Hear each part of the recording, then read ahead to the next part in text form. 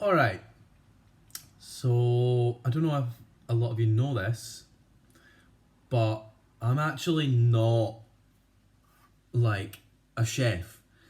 I'm actually a barista. So I'm gonna do something a wee bit different today.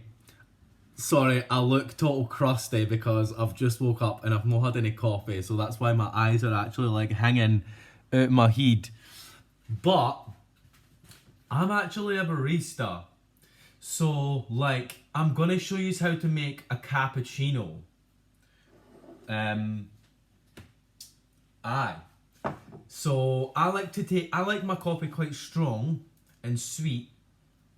So I'm just gonna make like a kind of all-round kind of like what I would like in a cappuccino as a barista. Really hot, really sweet, really strong. So I'm gonna take a double shot. So we're actually going to do it from scratch. So what we're actually going to do is, first of all, what I would normally always do is I'm going to be using this brand of oat milk. This is the barista brand. It's called Oatly. It's absolutely delicious. You can use other brands, but this one's just the best. It's $1.80 normally, $1.90. So it's quite expensive, but it's totally worth it. So, first thing that I would do is if I'm going to be preparing a drink, and I can call this a drink because it's not made with cow's milk, which is a meal, not a drink. So the first thing I would do is I would measure my milk first, because measuring is quite an important part of like making coffee. So I actually don't have a milk heating jug at home because I'm a tank. So I'm actually just gonna use a jar and it's see-through so you can see it. So for a cup this size, you want about this much milk. So about half. And I'm spelling it everywhere. So probably want about half. Right? I spelt it because I was looking at the screen and not what I was actually like focusing on. Idiot. So, the next part is espresso. So, an espresso is the foundation of every single drink. An espresso isn't a drink. Well, it is a drink, but like it's the foundation of every coffee. Espresso is what is in your coffee. And it's not an espresso, it's an espresso.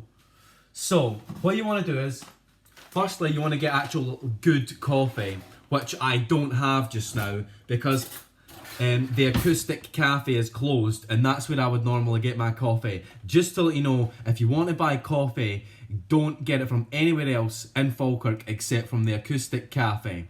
I'm talking about like buying beans. They do the best beans in Falkirk, I swear. And they're no actually like expensive. So, because I have a grinder, I'm going to go for 2, 1, 2, 3 tablespoons of my whole beans, put them in my grinder,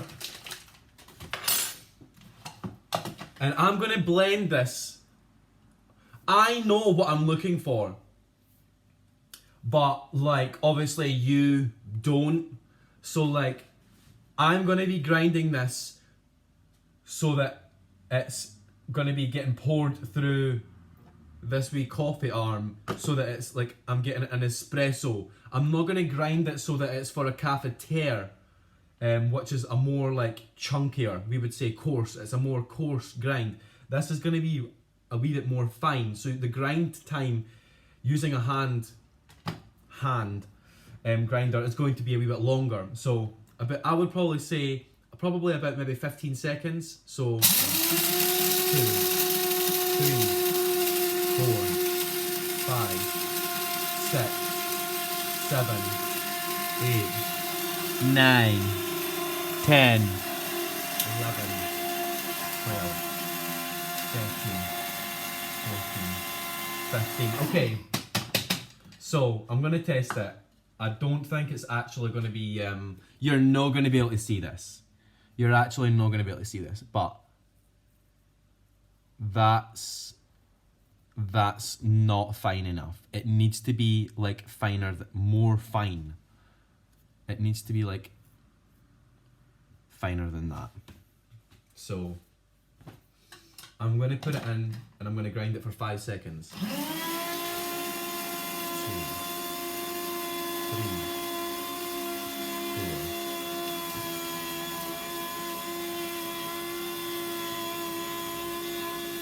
4. So that was like 7 seconds, but it's because I kind of knew that it wasn't going to be.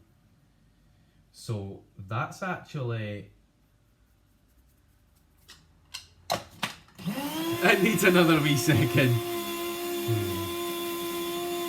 See, after you've been like doing this for such a long time, you just know what it is that you're looking for. You can look, you can see, you can smell, you can feel it.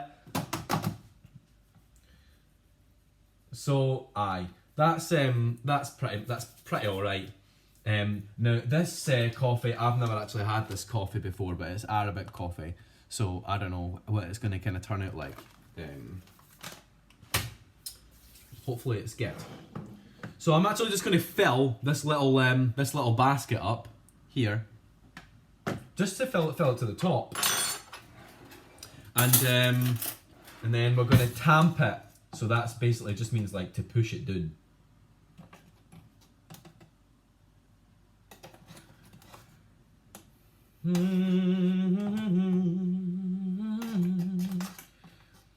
In case you're wondering why my videos were in YouTube form, I do actually have a YouTube channel. So from now on, all of my videos will be getting posted in like a YouTube kind of almost format. I'll basically be sharing the link on my Facebook to the video and to my channel.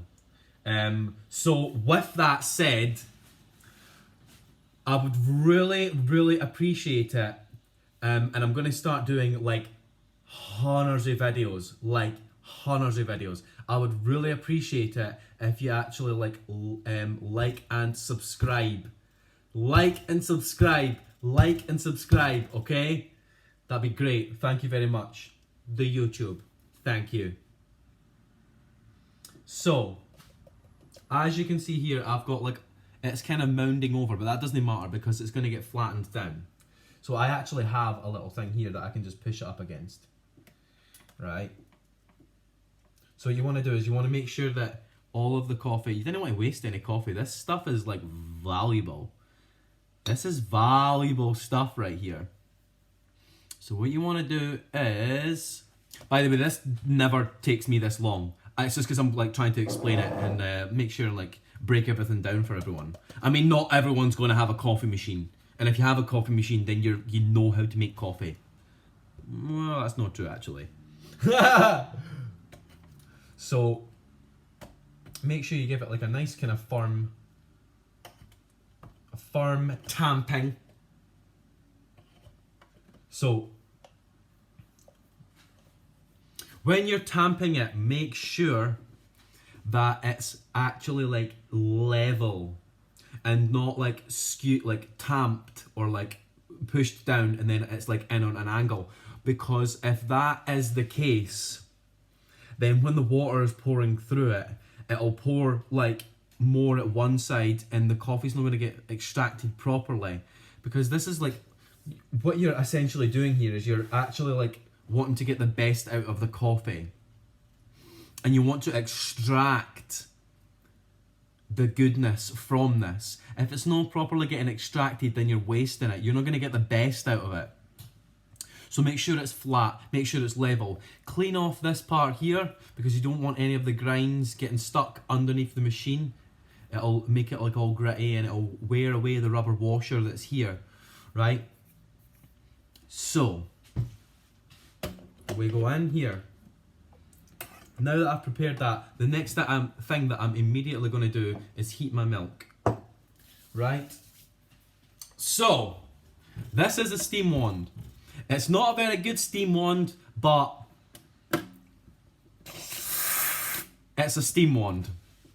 So, what we're going to do is, when we're heating the milk, if you look here, we are going to let the steam wand sit on top of the water whilst it's on for around about 5 seconds, give or take, because we want this quantity to double. And then after that, we can just heat the milk. Like, so when I say heat the milk, so it's going to go for like 5 seconds, like frothing it, foaming it, bubbling it up. And then after that, we can just lift it right up and just heat the bottom of the milk. So what I mean by that is, it's going to go. And when you're doing that, when you're adding the air into it, bring it down slowly. And then once you've got the desired volume of foam, you just tweak it right up and just heat the milk. Right? Does that make sense? Cool. So we're going to go for it. Whenever you do this, make sure to purge this first, right? So. 1, 2, 3. Can you hear that noise? 4, 5. Right? Now, we can just heat this. And that's it. So, because it's not like an absolutely amazing steam wand, I'm very grateful for the machine. I actually have a coffee machine in my house. It's wonderful. But like I've used like quality machines in the past. Sorry. I don't have a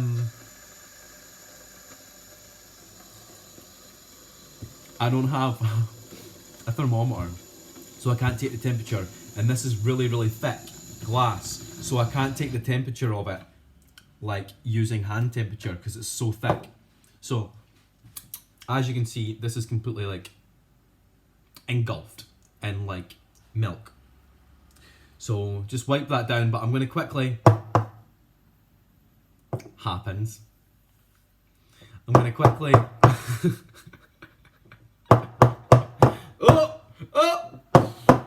So I've just gave it a wee tap just to get rid of the larger bubbles that are on top, and I'm going to quickly now pour my espresso. Now this machine is very, very loud. It actually runs off of steam. I'm joking, it doesn't really, but it's like quite an older machine. So but it's good. So there we go. Here's the espresso. So the espresso should take round about 10 seconds. All right. 10 seconds in this machine, Normally, an espresso should take about 18 seconds to 25 seconds to pour. But because it's not a proper machine, 10 seconds is fine, right? So it's actually done. Don't pour your espresso into a cold cup. Pour it into a hot cup. This has had hot water in it for a wee minute. I like sugar in my coffee, so I'm going to put some sugar in first. So, you can put sugar, you can put syrup, you can put sweetener, but sweetener's disgusting. So, we're going to pour.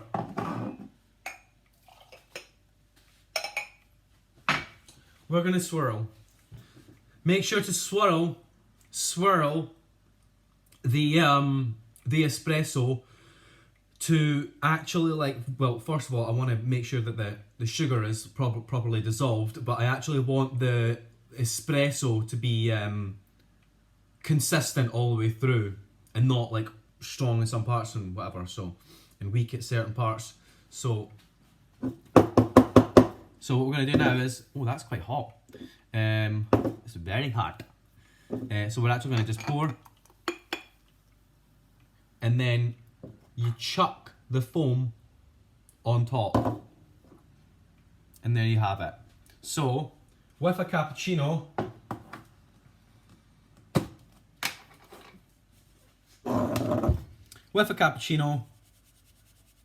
it actually has chocolate sprinkles on it.